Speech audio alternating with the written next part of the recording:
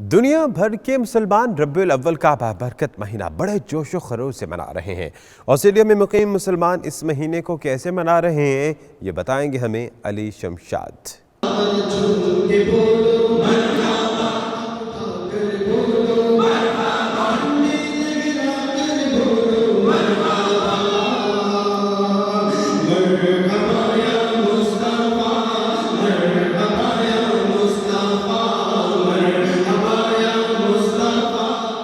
Australia میں دعوت اسلامی کے زیر اہتمام عید میلاد النبی صلی اللہ علیہ وسلم منعقد کی گئی، جس میں بڑے اور بچوں سب نے شرکت کر کے حضور محمد صلی اللہ علیہ وسلم سے عقیدت اور محبت کا اظہار کیا۔ اس موقع پر معروف پاکستانی نعت خواں اویس رضا قادری کی مشہور نعت سرکار کی آمد مرحبا نے سما باندھ دیا، جس پر شرکاء بھی داد دیے بغیر نہیں رہ سکے۔